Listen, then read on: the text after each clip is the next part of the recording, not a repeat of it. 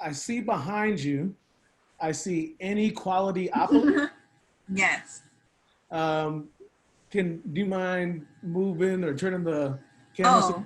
Oh, sure. Okay. What is Inequality-Opoly? So I don't want to not do the game justice. This is my husband, Perry Clemens, who is a teacher like yourself, you, TJ, and Oscar. Formerly is a teacher, elementary school. He's an elementary school teacher. And now he's working as a, what do you call it, contract tracer. This is his game that is looking at how social racism and sexism in the US affects either impedes or benefits the accumulation of wealth in the United States. So it has a game mechanics of Monopoly through the lens of social inequality, and how he models social inequalities is through like probabilities. So you are a player in the game is not only assigned a token representing who they are in the game, they're actually randomly assigned a social identity. And their social identity affects the gameplay. And so as they go throughout the game, whether they encounter things like, say if they land on a property and you can buy a property, instead of just getting the property, they have to roll for the mortgage. And their mortgage approval is based on the probability, based on empirical studies, whether they're more likely or less likely to get approved for a loan because of their perceived identity. And so that kind of perceived identity affects the game mechanics. But if you would like, I can have him speak more on the game if we have time. If not, it's fine. Is he there? Yes, he is there. Bring him on in. Sure. Do you want to do the headphones, or do you want to just? We can, I mean, they can figure it out. Figure it out. Okay. He's gonna join me. Man. Tap me in. Tap him in. Hello, hello. Hey. Nice to meet you. My name is Perry. Nice to meet you too. I would be mean to you the first time since, you are the man of my autumn, and I've known her for years, but since you've probably been married longer than me, and you're a teacher, I'm gonna give you a pass. That's TJ. That's what I told you about TJ. Yeah, man. Pleasure to meet you. Or not. Nice to meet you as well. Hi. You. How you doing? For sure. Yes. I don't know if I did the game. No, I mean, Autumn knows the game better than anyone in the world. She's actually in the dedication page of the game. So yeah, she did a very, very good representation of it. And it's basically a board game, as she said before. And I started making it because I went to a lot of diversity trainings, and I realized these diversity trainings were very important, but not very engaging. And as a teacher, the best way to make something that's boring into something that's engaging is make it into a game. So I was like, what game should I make it into? And I was like, what game defines America? Monopoly, obviously, right? And I looked into the history of Monopoly, and Monopoly was actually made by a woman named Elizabeth Maggie, who made the game called the Landlord's Game to actually teach how capitalism was bad for societies. And the game got really popular, and then she sold it to Parker Bus for $500. And they made a few versions of her game, but mostly made versions of the Monopoly game, which is like a part of that. And she died penniless. And so she was, taken advantage of. But her game was showing how capitalism was dangerous. So my game is kind of like a reiteration of that, showing about how capitalism is already not good for societies. So you put in racism, sexism, homophobia, and yeah, that's all covered in the game. And all that in the game, you'll see how it's you experience it. So that's why I made it for diversity training. And right now, because of our pandemic, I have a virtual copy of the game that I've been working on, and it's ready. People have been playing it now. So yeah. Right. So you could actually get like a board copy, and it's similar to Monopoly. There's tokens that go around, but exactly. Identity, like you're a Black lesbian woman who is actually in the game, there's no sexual orientation in the game because it's based on perceived identity. And you're not always perceived that way, but you're always perceived black and always perceived as a man or a woman. So even though that's nestled within the game, the identities are white man, white woman, black woman, Hispanic man, and Asian man, Asian woman. Those are the 4 identities you have. You get born with those, and at the beginning of the game, we roll for inheritance. So based on your identity, depends on your chances of getting inheritance. So before the game even starts, there's 4 rounds or 3 rounds of inheritance representing the 400 years of disenfranchisement. You know, so some people start the game with all the good properties or some properties at all. And some people start properties with nothing, you know? What kind of feedback do you get? I imagine people must get the point pretty quickly and effectively. Yeah, well, I mean, when I did my Kickstarter, as you can imagine, I got a lot of hate, a lot of, you know, trolls and stuff. Right. But I got a lot of positive feedback from it, especially from our own community. Yeah, I mean, people like it, and people just, I don't know, it's just, people like it. I mean, it's just you hate it or you love it. Or, you know, if you love it, you're kind of already pushing to the chorus. And if you hate it, you know, those are people we need to educate anyway. And I want to say something about the game really quickly. People actually have fun playing the game. Yeah. I know it's one good thing I think that Perry has not yet emphasized is like it's fun, and the gameplay kind of like makes very hard topics. It kind of like they're stigmatizing, and it's very hard to like have a conversation around it. But it kind of like breaks the ice, so you're talking about them in a very informal way. Yeah. And it's a very informal way to engage in a very real, serious, and needed discussions about how race and gender and social constructs affect how people are treated and are function in our society. Exactly. Did I hear you say that you have a virtual version of this? Yeah, it's a virtual version of the game, yeah. And I do gameplays. I'm actually doing a gameplay later tonight. So, I mean, if you guys want to folks want to do a gameplay, you know, let me know. We could do a gameplay. Fun. We can do it while Autumn studies. Yeah, while Autumn studies, yes. Yeah. Always. Yeah. Sorry for laughing. Yeah. That, I mean, the whole idea I think is really cool. I am interested. It just makes me like say, man, if you get the wrong identity, can you even win? Yeah, I mean, people ask it all the time, and you know, it's like in America. Like, there's a few black billionaires. It's not a lot. The chances are a lot lower, but it's not impossible. And that's what the whole dichotomy of America, because it's it's not impossible for me to become a billionaire, but it's just harder as a black man or a black woman, Hispanic woman in America. But a lot of times in the game, black women have won the game. Hispanic women have won the game. You know, and yeah, it's always different. Every time you play is a different one, and it's a different story, and also your strategy too. I mean, it's all about knowing the rules. I mean, I don't play anymore because I love Monopoly already. It's one of my favorite games, so I just try not to play it because I lose friends. But in this game, it's when people play, it's all strategy, and if you know the rules, because people don't read rule books, right? And that's like life. People don't know the rules of the game, know how to win things, and because it's all written, I mean, a lot of stuff is written. So if you know the rules and you strategize, it's a little bit easier, but you could just be an ignorant white guy and just do this as well as a strategic black woman, you know what I'm saying? And that's how life is, you know? It also exposes a lot of, you know, doing research where I learned about a lot of this, you know, this racism and sexism that pervade our life, like, you know, maternity, I mean, it is so much that I learned myself because I knew about racism. I didn't know much about sexism, so there's a lot of research and enlightenment I had to do just to make it. And also talking to people and seeing what they thought, because I had some things I didn't know about, like, you know, Asian and Hispanic American, stuff like that. Like, you know, making sure that is in line, representative, you know, and also the women experience too in the game. All right, so I know during quarantine times like now, you all are in New York, correct? And so, you know, you were right there in the middle of COVID. At least you were with a public health expert. With her, right? Yeah, totally. Yeah. So you had a public health expert, a teacher and a public health expert in the house. So what have you all been doing to stay sane while you've been in quarantine? What have you been doing? Have you developed newer versions of the game?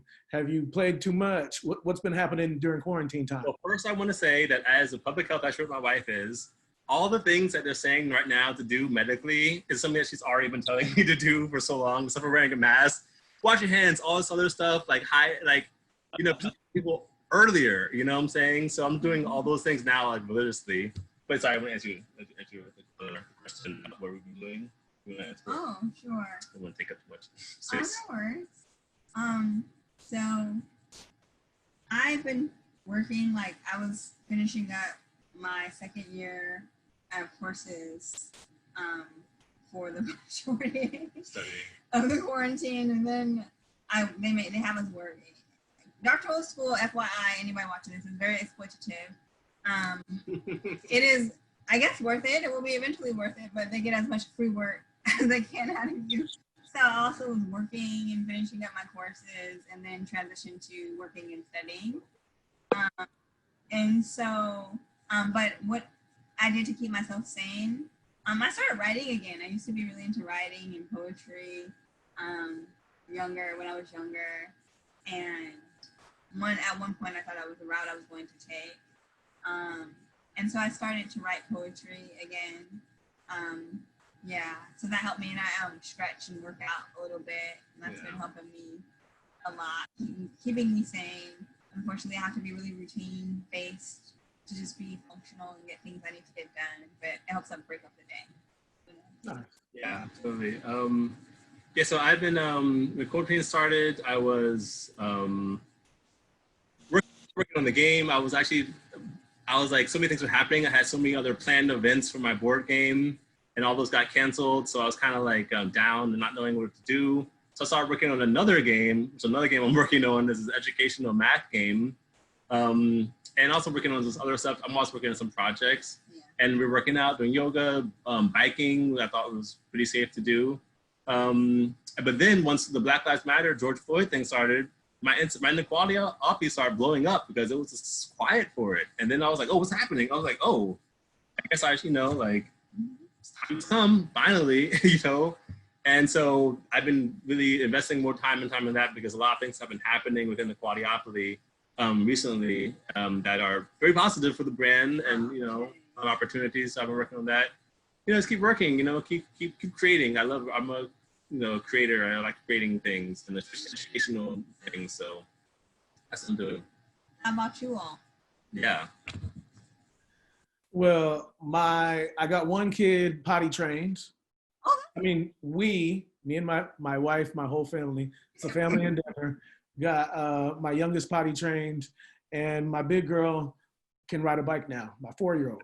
Oh, wow. It's a good quality time, So, I'm pretty proud of that. I mean, we are pretty proud of that. Bike life. And Oscar just bought a house. Just bought a house. Oh, big things. With a very low mortgage rate, I assume. Yeah, the mortgage rate's Yeah. Yeah, so I'm in my basement right now, the only thing that doesn't have boxes. So yes, so between that and I started a second master's program. So I'm a lot of papers, boxes, and things right now. So trying to. This is a good time to create and, and complete and, fulfill, Yeah. The therapeutic thing, just as you mentioned, George Floyd, what I call the modern day civil rights movement. That's how the idea for this class came to be, because many of our former students were used to the conversations that we had while they were in middle school and high school. And so they wanted to continue those conversations. They wanted to hear some of the perspectives that we would give them to kind of break things down. And so that's how the idea for this class actually came to be. And seeing how it didn't make sense given the responsibilities that both Oscar and I have with our families to be protesting, it made more sense for us to use our energy to help protesters, to unite our former students so that way they can see how they can make a difference, whether it's by Some of the people we interviewed did protest. Some of them are educating their families. Some of them we have others pursuing their doctorates, others going into teaching. And so we've been interviewing people like you all to kind of help this community to grow and to understand that that social progress is not done just simply by protesting. Yeah. Yeah. You can incorporate it into what you dedicate your life work to be. And even though, you know, you're only moving an inch at a time, as the years accumulate, it makes a difference. And when you do good work, like you come up with Inequality-Opoly, when the opportunity strikes, you're ready. Yeah. And when you keep going to school, like Autumn. Autumn has a lot of research awards. She won't toot her own horn, but I will. A lot of research awards, and she's published Google her name and Google Scholar. You know. Okay. See, I'm glad we had your hype man. See. Thank you. Okay. So we can, because she wouldn't tell us all that, but that's what we need to hear because her story is inspirational. Like I'm gonna have 8th graders in like a month who want to know that they can get into Spelman and that they'll do well there and that they can get a master's and that they can be doctors get a doctorate and the same seats, well, the same virtual seats, because it's going to be virtual this year, but eventually the same seats that they were in are doctors. And like Autumn said, we need to connect the people. We need more people everywhere. So it's important that you're getting that PhD, but we need the professors. We need the university, the board members, the trustees in the universities. We need people in every corner of society, and the little that we can do to connect people to each other here will help slowly get us to that point. Yeah. And with that being said, there's a big movement now of these black at Columbia, black at schools. Have you heard about these movements where alumni are taking on pages and saying their piece? And that's so powerful because trustees are hearing it, papers are seeing it, and that's right there, as you said, Oscar, that's going to take that real change because sometimes it takes up optics. If it wasn't for Bloody Sunday, everyone seeing it on TV and seeing it, who knows what would have happened, you know? So it takes that exposure for us to get people into these seats because it's not going to be easy. They're not going to be given up without a fight. Yep. Absolutely. And so I would like if you two have, I know we can find Inequality-Opoly on Instagram. Right. Yeah. And I would also love, Autumn, if you do have contact information you do want to share so that the current college students that are looking up to you, actually I have a student, Lily is going to be going to Columbia. She actually messaged me this week, like, should I even sign up to go out there? Should I stay home? So we need to get those connections so that way you can keep guiding. Sure. Yeah. You don't need to say it right now, but if it's okay, we'll edit it in. Yeah, definitely. I can definitely provide my contact information. It's really important. Even these past 2 years since I've been in doctoral school, I've been kind of like, my mentor that was supposed to be mentoring me, which is a whole nother experience, but she had a high school mentor because professors have to like do all these different community service and do all these things to try to get tenure. And she's kind of been like my little, I'm like mentoring her through proxy. And she calls me all the time, and we talked about it. And we even talked about cost efficiency, of like this college versus this college. You know, you didn't get into this college, and all that kind of stuff. I'm more than happy to provide my humble advice and experience. If anybody would be interested in talking to me. All right. Well, thank you all. Autumn, always great to see you. Great to talk to you. Perry, nice to meet you. You have shown that you are worthy of taking care of Autumn. And thank you for joining us all. Maybe when we debut this video, maybe we can get a game of Inequality-Opoly to follow the debut. Let's know. Sure, it's all ready. All right. All right. Thank you so much for the opportunity, TJ and Oscar. It's really nice meeting you. It's good to both of you. All right, thank you.